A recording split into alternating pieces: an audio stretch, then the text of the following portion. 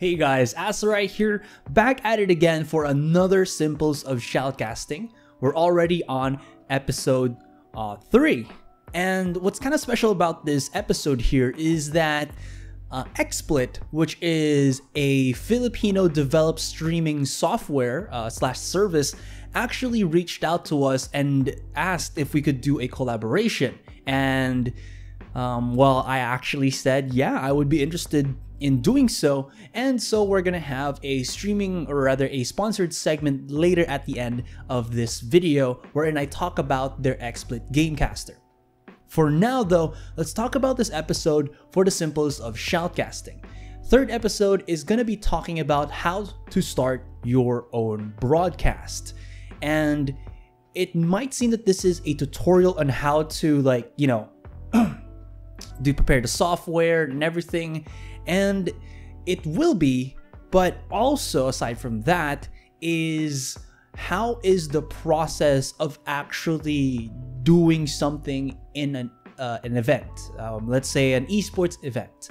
And I have something like here that I've written down on my script.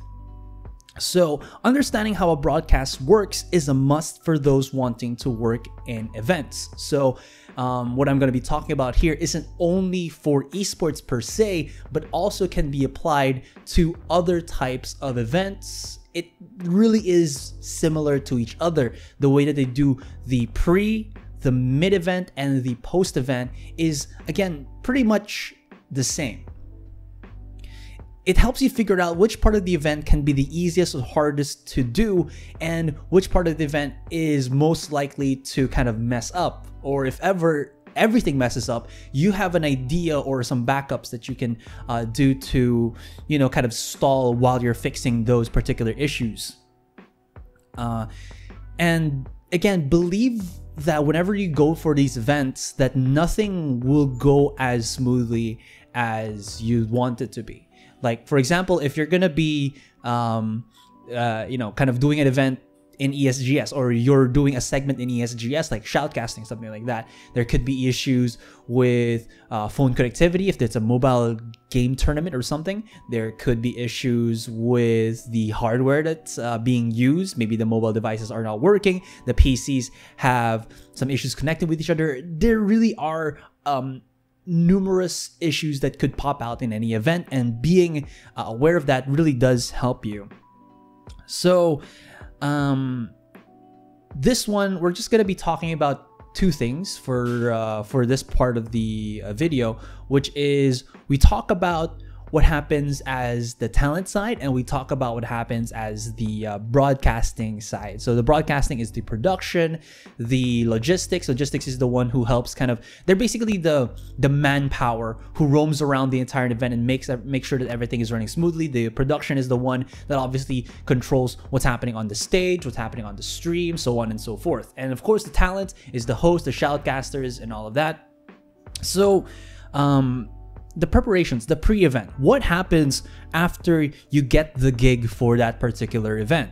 So as a talent, what you would want to do is to study about the event. So if you're doing, again, a shoutcast, you're trying to study about the teams, about the history, about the game, if it's something new to you, if you've just been hired to do that particular game for that particular event.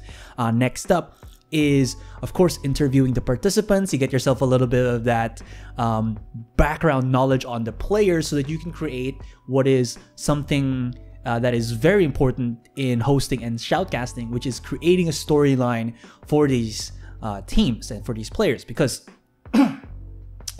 because nobody wants to watch the game because of you. Yes, it could be because they might watch because of you, because they like you, because your content's really nice, but the games themselves is something that is much more important to be portrayed by the shoutcaster rather than the shoutcaster being portrayed. And knowing how to create the storyline for the players will definitely help create a hype for the viewers and make it easier for you so that you can follow something as the event is going on. You can go back to the stuff that you've researched, you've gathered to use as the tournament, as the event progresses. So what happens now for the pre-event for the broadcasters, for the logistics, for the production? So for them, they start to create the content to create the hype, to create the buzz that, oh gosh, guys, ESGS 2020 is coming in October and we need to create posters, we need to create hype around it. So you see somebody from ESGS posting like a few months before the event starts, guys, we're partnering up with Square Enix, we're partnering up with Nintendo, we're partnering up with company AAA, and that is some things that can create a little bit more buzz around your event. And aside from that, you create assets, overlays for the venue itself, you create the theme for the event. And of course, when it's like a week or two before the event starts, you have your logistics, the manpower to start setting up the venue, because obviously the venue itself is empty before you do anything to it. And that's where you have to start the stage, the side booths, the main booths, and all that good stuff. And that all happens during the pre-event. Aside from that, production can also, if it's an esports event, they're gonna ask the players to come in early, maybe 5 days early, 4 days early, so that you can take some pictures of them, you can start posting them, and again, create that buzz, that hype that will make the viewers excited, or even make to the viewers known that this event is actually happening. Next up, still in the pre-event, is what happens after you do all of this content already. You've done, you know, the preparations for the talent side, the preparations for the broadcasting side. You do the rehearsals. The setup is already there, so you want to kind of do a dry run. An ingress, I think, is one of the other terms for it, where you do rehearsals, you try to follow the program flow and, you know, kind of see if it works well for you. Not only for you to get used to the program that's going to be happening on the event day, but also to see if there's any issues with equipment or maybe with the manpower. Maybe you're somebody who's not really comfortable talking in front of the crowd. Doing this pre-event at least kind of helps you remove some of that jitter. And trust me, it does happen. There have been events where I've had my experience and my co-talents experience like a lot of stuttering because I didn't get the practice on the pre-event. So, you know, again, being able to do pre-event is super important because it lets you it lets you warm up. Everything is about the warm up for the pre-event. So, you know, kind of plan ahead with the pre-event, because mid-event is gonna fail if you don't do that pre-event. So what happens in the mid-event? Mid-event is you using everything that you did in the pre-event, slam it down on that mid-event, and give a good show. That's basically it. Everything that you've rehearsed, everything that you've prepared, everything that you've studied for, you use it all on the mid-event. And the kind of things that you want to be able to do during the mid-event is to always have an open mind, adapt to the situations at hand, and get great amounts of rest before the day happens, because you will be battered after that one event day. If it's 3 events, be prepared to drink a lot of water, or if you're more into energy drinks or coffee, also that, but I suggest water because energy drinks are my last resort. They make you crash like crazy, unless you're Americans who chug that stuff and don't feel anything afterwards. It's insane. I've seen Dota 2 talents from the international scene just chug Red Bull and like it's water to them. But at least for me, it's water all the way. So again, for the mid-event, this is where the tournament begins. The program starts. You have to follow the program flow. You can try to improvise here and there, you know, some of the segments maybe, but technically you still have to follow the beginning, the middle, and the end of the program flow, because you want to follow what you've practiced with, what the company, of course, has paid you to do, because that's your job, to do the program flow. If there are any weird messes that happen, if there's a delay or something, a lot of events, a lot of experienced events will have contingency segments. So let's see what I could give as an example. So again, let's just go back to one of the biggest events for the Philippines, ESGS. Okay, I was checking if I was recording. ESGS, sometimes it has weird mess ups, not because of the event itself, but sometimes if you're gonna be broadcasting a tournament or a game on the main stage, sometimes that game has a weird maintenance, or it can't connect to the server at that particular time, so you have to wait a little bit. So what they do during this time is, of course, the tried and tested giveaway segment. And if it's not like that, there's also tried and tested interviews. You have your presentations, your extra videos that they did all before the event started, and everything is there so that there is no, and put it on a paper, no dead air. There could be a little bit of a pause, there could be a little bit of some quiet time, sure, but not to the point where you have 1 hour of quiet time. That's dead air, and that is never what is supposed to happen in any event. That is a event handler's nightmare to have dead air on their event, because sponsors won't be happy, audience won't be happy, basically nobody is going to be happy. And ergo, that is what we have: the giveaways, the segments, and the videos. I was actually thinking on the top of my head, and it's actually all written here. So, you know, there. So let's say you've finished the event already. You've done a fantastic job. So good job to you guys.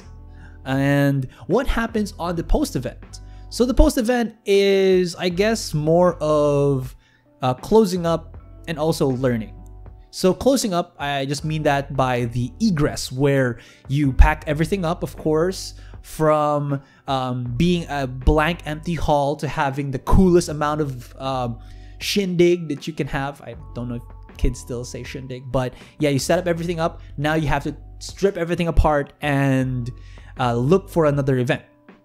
Aside from that, you also do a post-event meeting, which is, what did we do right? What did we do wrong? What could we do better? And what happened during the day? So you just kind of collaborate all of that information and use it for the next events, because that's how you kind of progress better, is that you see what you did wrong on the past and you adapt and you make better. And I think that's not only applicable to broadcasting, but it is applicable to broadcasting.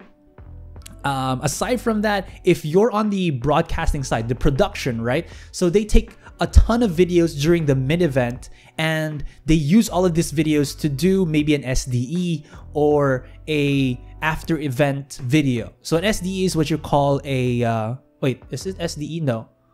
Same day edit. Yeah, SDE is called same day edit, where they take videos of the event itself, and on the final day or in the final moments of the event, they show you what happened during there, the highlights. The Sony announced that they're gonna have a PlayStation only made for the Filipinos. I don't know, something like that, or a video game or a tournament that was so good, and this one highlight play they show on the SDE, the same day edit. It's one of the things that the production companies do, or broadcasting companies do, as kind of like a good last hurrah for, again, for the sponsors, for the ongoers, basically for everybody else. And then they just keep the recordings that they have if they need to make a new video or something like that. So basically the post event is all about what you can do, all about looking what happened on the pre-event and the mid-event, and then using that on another event.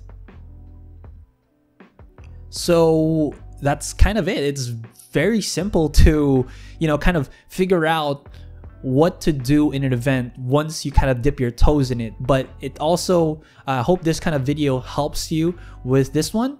So before we end the video, I'm gonna be showing you guys the sponsor segment, which is me creating my own broadcast here with the XSplit Gamecaster. So let's go.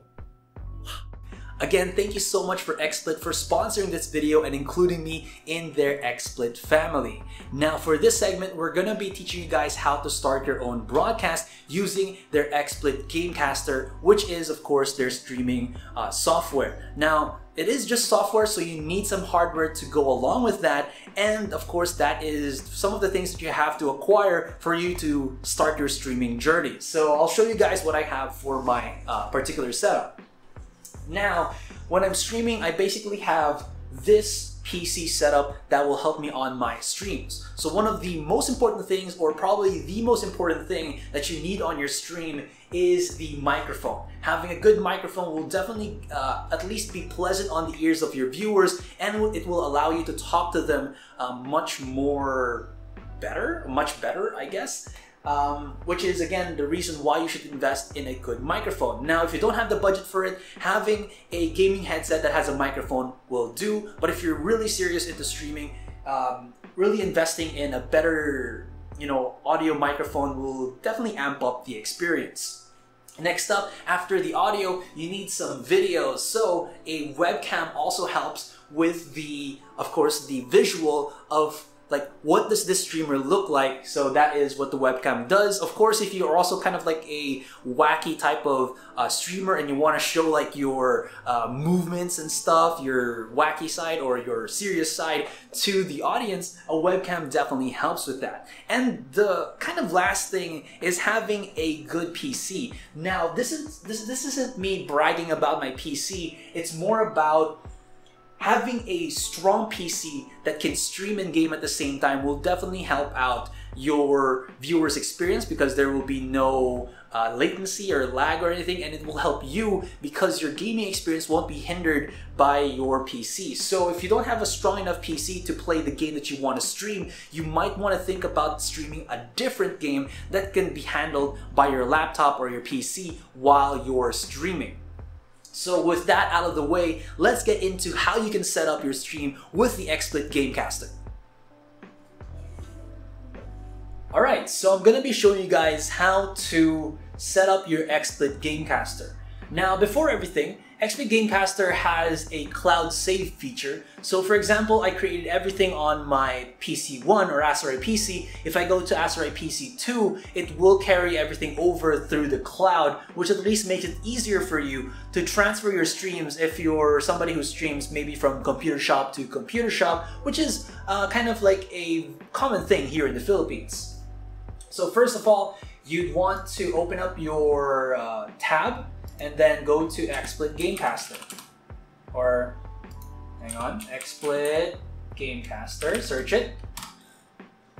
Easy streaming for gamers, click that, and then you can see a download Gamecaster button right here. On the bottom left, I've already downloaded it and actually have it installed, but because I have the software. So after that, you just click on the XSplit Gamecaster after installing, then you wait for it to load up, and you're greeted with the overlay or the UI itself. Now, I've created a couple of settings here and now, so you can see I have like 3, and these are called sets. So if you want to kind of customize your streaming experience from game after game, and you want to make different sets for them, it's perfectly fine. You can create your own set, which is what other people do, or if you're not good with Photoshop or something like that to create your own overlays, you can create set right here. I'll call it as New Borderlands Set. Click an icon, maybe the X icon, create it, and right after that, this is our free set. So like I said, if you don't know how to create your own themes or your overlays, XSplit's got you covered. They have a plethora of template themes that you can get and use immediately for your stream. So let's say I'm gonna pick maybe the Anthem theme here. There's a little bit of a preview that you can see what is there. So there's the main one, there's the intermission, and the start. So you can also click from these 3 indicators or checkboxes on the bottom right of this dialog box if you want to not use any of these things. So let's say I don't like the intermission. I'll remove intermission and only be left with start and main, add to studio, and bada bing, bada bam, bada boom. There it is. So it's still loading a little bit. Yeah, gotta be a little bit patient, but it's there. So something else that you can do after this one is you can kind of customize everything that you have in the bottom side of the screen, which is the control panel. So at the bottom left, you can see your main source. For now, I have any game selected. So any game that you turn on, it will immediately be detected by XSplit Gamecast. Next is the camera source. So of course, right now I have my webcam, which is the C922 by Logitech. I have my system sound. So this one, if you don't want your audience to hear too much of your game, you can actually lower or increase the volume depending on your preference. And of course, same could be said with the microphone, which is right here. So you can see right now, if I'm going here, it's actually detecting the microphone, which is my Behringer amplifier. There's also, of course, the stream and record button. There's also this kind of Facebook icon that if I click, you can actually connect to either Facebook, YouTube, Twitch, or Mixer in order for you to stream directly to them. So you don't have to do anything on your, for example, for Facebook, they have their their Facebook dashboard. You don't have to go to that anymore. XSplit has done all the job, and all you have to do is click and then stream. After that, of course, there is some extra info on the bottom right where you can see the time recorded, time streamed. If you're offline or online, you can also click that and you can see how much CPU usage you do, how much memory usage you take, what's your bit rate, what's your output, and then you can see your viewer count. Next up is somewhat of the nitty-gritty, but I'll just show it to you guys. There's after you click the settings icon, you can go to this settings tab where you have the streaming. You can select whether you're going to go YouTube, Twitch, Facebook, Mixer, like I said. You can go automatic if you don't want to touch anything from your streaming settings. You can go custom if you want to get that really, really good or best or optimal setup for your stream. So for me, I have it set to 1080 Full HD. I got my NVIDIA GPU as my codec. 60 FPS for the stream, adaptive bitrate, and it goes to 3500 kbps at the start. If you want to have a stream delay or record locally, if you want to record it as soon as you stream, which is of course useful if you want to make stream highlights, it's very important to have that.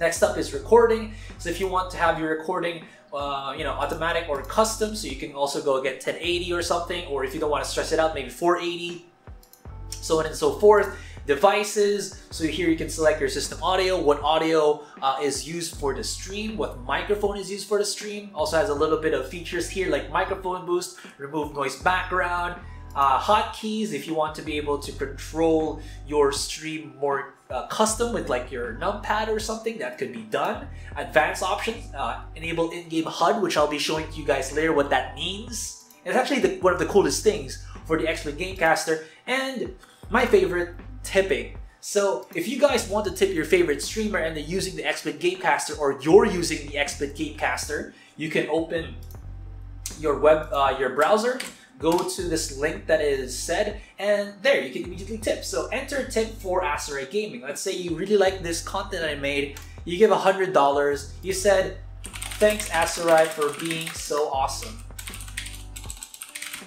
and then you click pay with whatever currency you have, and there you go. Easy tipping. You don't have to go anywhere else. XSplit has done all the work for you. Now, before I start, uploading my stream, which I will do on my own page, let's open Epic Games Launcher and then launch Borderlands 3. So, like I said, I don't have to do anything anymore because the main source is any game here. So if I just let Borderlands, load up, which it is doing right now. So if I Alt-Tab, it should show on XSplit Gamecaster, and it does. No need for you to go and specify that I want Borderlands 3. If it's just any game and you don't want to do anything else, you do that and it gets the game. So here's the kind of thing I'm doing, right? as a person with just one monitor, I'll tab a lot. So, you know, I alt tab because I need to read the chat. I alt tab because I need to change the scenes or whatever, what they're seeing on stream. But how can I do that if I want to do it in game? So this is where the in-game HUD comes into play. So if I press Control Tab, it will create the overlay that you did or the control panel that you have on XP Gamecaster directly to your game. So you don't have to alt tab anymore if you're somebody who plays on full screen. I actually play on borderless full screen, so it's easier to alt tab, but this at least kind of helps with that issue. So you can see your stream chat right here, you can have your stream info, your stream events, and you can also create, like, you can do so much of the stuff that you did on the control panel a while ago. So you can increase the volume on your stream, you can decrease the volume on your microphone if you're maybe cussing and you don't want anybody to hear it. There's also the webcam, it's all there. And you can also change your scene scenario here. So if I change it right here, it's already active. You can see the bar, the purple outline. And if I alt tab, it's right there. So if I go back here, Control Tab, go back to main, then I'll Control Tab, it's showing right there, which is really, really cool. Now, I accidentally closed Borderlands 3 because tab is actually how you close the game, but you saw how easy it was. Actually, no, it's not closed. So thankfully, I thought I accidentally closed it. So we're gonna be test streaming right now on my own page here. So what's kind of good is after you've set where you want to stream. So Asteroid Gaming, I have my title, my description, my category. You can also make tabs. Once you click this Go Live button, there you go. Immediately pops out, and then you can even click Watch in Browser immediately on the side. It asks you right there. Now, I have to actually manually go because I think it hasn't shown itself yet on my stream. So that's really how fast XP Gamecaster is. But now, as you can see, I'm streaming live on my own page here. Now, I think it's just my browser that's a little bit slow, but everything is right there. So when we go back into the game, Borderlands 3, and then maybe we play the game.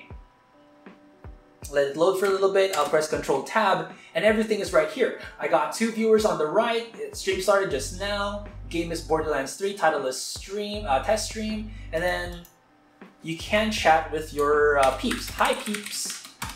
So this isn't only going to be showing on the overlays, it should also be showing right here on the stream, which I'm trying to pop out right now for you guys. So FB Live is very buggy, so that's something you have to know. And like I said, I typed right on the game, hi peeps, hello, right there. I'll also end it here. I'll also click start there. So when we go back onto the live stream, hi peeps, hello, and in about a few seconds, it should go to start. There you go. Pretty simple, pretty cool. And that is the XSplit Gamecaster. Now, cameraman, towards me. Awesome. Alright guys, thanks again so much for XSplit, and if you guys want to download the XSplit Gamecaster, you can just search it up on your search engine, or you can, click the link in the video description below. Also, if you want to buy any of XSplit's products, I do have a 10% discount for you guys if you use my referral code. Now again, thanks again for XSplit for including me in their XSplit family and for showing some love to the Simples of Shoutcasting. This is Asarai, and this is also Simples of Shoutcasting. See you guys on the next one.